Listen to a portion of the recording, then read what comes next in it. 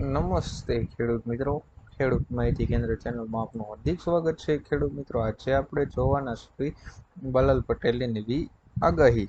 અંબાલાલ પટેલે ફરી એકવાર ભારે વરસાદની આગાહી કરી છે. તેઓએ જણાવ્યું છે કે 10 સપ્ટેમ્બરના રોજ દક્ષિણ ચીનમાં પ્રચંડ વાવાઝોડું બનતા તેની અસર બંગાળના ઉપસાગરમાં આવશે, જેનાથી ડિપ્રેશન બનશે, જે 12 અને 13 સપ્ટેમ્બર સુધી મજબૂત બનતા પૂર્વ ગુજરાતમાં અને મધ્ય ગુજરાતમાં ભારે વરસાદ આવવાની પણ શક્યતા છે. ત્યારે 12 થી 13 સપ્ટેમ્બરથી ગુજરાતના હવામાનમાં પલટો આવતા ભારે વરસાદ થઈ શકે છે. ખેડૂતોને મોટી ચેતવણી. જો તમે પણ ખેડૂત છો તો આ સમાચાર તમારા માટે ખૂબ જ જરૂરી છે. સરકાર તરફથી ખેડૂતોને સલાહ આપવામાં આવી રહી છે કે સોશિયલ મીડિયા પર વાયરલ થઈ રહેલા મેસેજથી સાવધાન રહેજો. જો ખેડૂત ભાઈઓ તે ફાઇલને ડાઉનલોડ કરી લેશે તો એનો સ્કેમનો શિકાર થઈ શકે છે. સરકારે પીએમ કિસાન યોજનાનો લાભ લેતા ખેડૂતોને ચેતવણી આપી છે. સોશિયલ મીડિયા પર એક મેસેજ વાયરલ થઈ રહ્યો છે, જેમાં પીએમ કિસાન યોજના સાથે સંબંધિત એપ ફાઇલ ડાઉનલોડ કરવા અને ઇન્સ્ટોલ કરવા માટે કહેવામાં આવી રહ્યું છે. સરકારે ખેડૂતોને આવા પ્રકારના નકલી મેસેજથી સાવધાન રહેવા પણ કહ્યું છે. 2000નો હપ્તો. પીએમ કિસાન સન્માન નિધિ યોજના હેઠળ ખેડૂતોને દર વર્ષે 6000 રૂપિયાની આર્થિક સહાય આપવામાં આવે છે.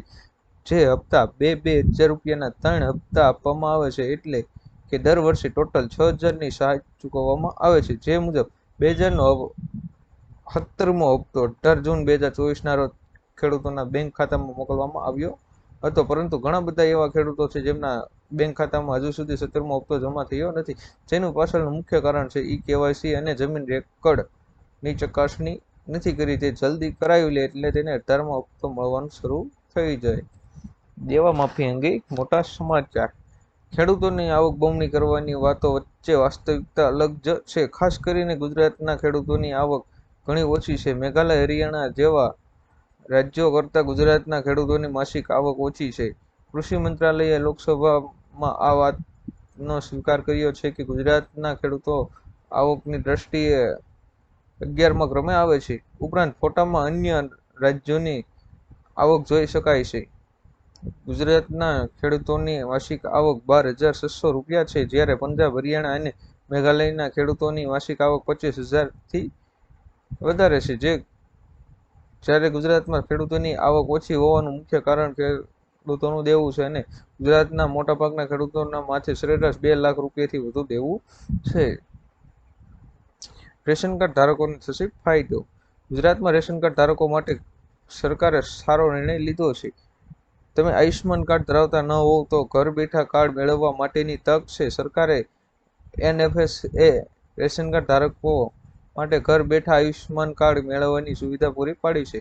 તમે પણ બેઠા આયુષ્યમાન વેબસાઇટ, એપ અથવા નજીકના વિસ્તારથી આશા બહેનો, આરોગ્ય કર્મીઓનો સંપર્ક કરી 4 કાર્ડ મેળવી શકો છો. જ્યારે મિત્રો, હાલમાં કેન્દ્ર સરકાર દ્વારા ગરીબ પરિવારના લોકોને મફત સારવાર આપવા માટે એક વિશેષ યોજના જાહેર કરવામાં આવી છે, જેનું નામ છે પ્રધાનમંત્રી જન આરોગ્ય યોજના. જેમાં નાગરિકો સામાન્ય બીમારીથી લઈને ગંભીર બીમારી સુધીના સારવાર મેળવી શકે છે. લાભાર્થી પરિવારોને યોજના દ્વારા આયુષ્યમાન કાર્ડ દ્વારા 3.5 લાખની આરોગ્ય સુવિધા પૂરી પાડવામાં આવે છે, જ્યારે હવે તેમાં સુધારો કરીને સહાય મર્યાદા 10 લાખ કરવામાં આવી છે. જનધન ખાતામાં આવશે પૈસા. કેન્દ્ર સરકારે દેશવાસીઓને આર્થિક રીતે સક્ષમ બનાવવા માટે અનેક યોજનાઓ ચલાવી રહી છે. મોદી સરકારે વર્ષ 2014માં પ્રધાનમંત્રી જન ધન યોજના શરૂ કરી હતી. આ દેશવાસીઓને બેન્કિંગ સિસ્ટમ સાથે જોડવાના ઉદ્દેશ્ય સાથે તેમજ સસ્તી નાણાકીય સેવાઓનો લાભ આપવાના ઉદ્દેશ્યથી શરૂ કરવામાં આવી છે. જન ધન યોજના હેઠળ તમે ઝીરો બેલેન્સ બેંક એકાઉન્ટ ખોલાવી શકો છો. પ્રધાનમંત્રી જન ધન યોજનામાં સૌથી વિશેષ સુવિધા એ છે કે જેમને જનધનમાં ખાતું ખોલાવ્યું છે તેમને ઝીરો બેલેન્સ એકાઉન્ટ પર 10,000 રૂપિયાની લોનની સુવિધા આપવામાં આવે છે, જેને ઓવરડ્રાફ્ટ સુવિધા કહેવામાં આવે છે. આ એક પ્રકારની લોન સુવિધા જ છે. તેમાં તમારા ખાતામાં બેલેન્સ ન હોવા છતાં પણ તમે આ સ્કીમ હેઠળ 10,000 રૂપિયા સુધીની લોન માટે અરજી કરી શકો છો. જ્યારે આ સિવાય જનધન યોજના હેઠળ અકસ્માત વીમા પણ આપવામાં આવે છે। આજના સૌથી મોટા ખેડૂત સમાચાર। રાજકોટ માર્કેટ યાર્ડમાં આજે લસણ, ડુંગળી, લીંબુ, બટાકા, મગફળી અને કપાસ સહિતના પાકોની મોટા પ્રમાણમાં આવક થઈ હતી। આજે રાજકોટ માર્કેટ યાર્ડમાં સૌથી વધુ કપાસ અને બટાકાના પાકની આવક થઈ હતી। યાર્ડમાં જ્યાં જુઓ ત્યાં કપાસ બટાકાની રેલમછેલ જોવા મળી હતી। જે યાર્ડમાં 4000 ક્વિન્ટલ કપાસની આવક થઈ રહી છે।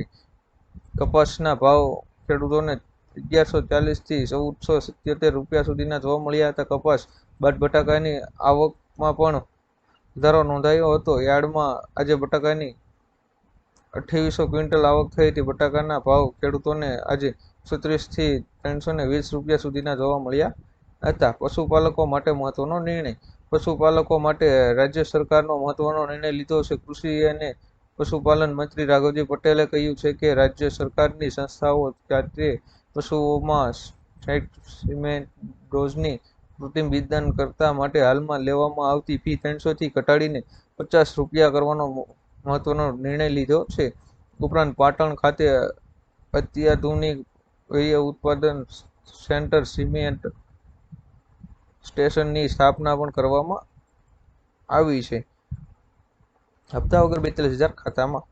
જે ખેડૂતોએ આ બે યોજના જેમ કે પીએમ કિસાન યોજના અને પીએમ માનધન યોજનામાં રજીસ્ટ્રેશન કરાવેલું હશે તો તેવા ખેડૂતોના ખાતામાં વર્ષે 42,000 રૂપિયા ઘર બેઠા ખાતામાં આવશે। સરકાર પીએમ કિસાન યોજના અંતર્ગત દર વર્ષે 6,000 રૂપિયા ખેડૂતોના ખાતામાં નાખે છે અને આ 6,000ની આર્થિક સહાય દર 4 મહિનાના અંતર સાથે 2,000ના 3 હપ્તા આપવામાં આવે છે। ત્યારે કિસાન યોજનાના લાભાર્થી જો પીએમ માનધન યોજનામાં ફોર્મ ભરે છે તો તેમને 60 વર્ષની ઉંમર પછી દર વર્ષે 36,000 રૂપિયા મળશે। આમ બંને યોજના થઈને ખેડૂતોને ઘર બેઠા 42,000 રૂપિયા સહાય આપવામાં આવે છે। વાહન ચાલકો આપે ધ્યાન। દેશમાં ટોલ પ્લાઝા પર ટોલ ફી વસૂલવાની રીતમાં અમુક પરિવર્તન જઈ રહ્યું છે। આ માટે ટોલ પ્લાઝા પર automatic number plate recognition camera એટલે કે ANPR કેમેરા લગાવવામાં આવશે, જેની મદદથી ફાસ્ટેગને બદલે વાહનની નંબર પ્લેટ પરથી ટોલ ટેક્સ કાપવામાં આવશે। મળતી માહિતી મુજબ હરિયાણાના હિરાસર અને રોહતક જિલ્લામાં એક ટોલ પર નવી સિસ્ટમ લાગુ કામ ચાલી રહ્યું છે। ખેડૂત મિત્રો, અવનવા વિડીયો જોવા માટે અમારી ચેનલ ખેડૂત માહિતી કેન્દ્ર ચેનલને સબસ્ક્રાઇબ કરો, શેર કરો અને લાઇક કરો કે આપ સુધી મારા અવનવા વિડીયો પહોંચતા રહે।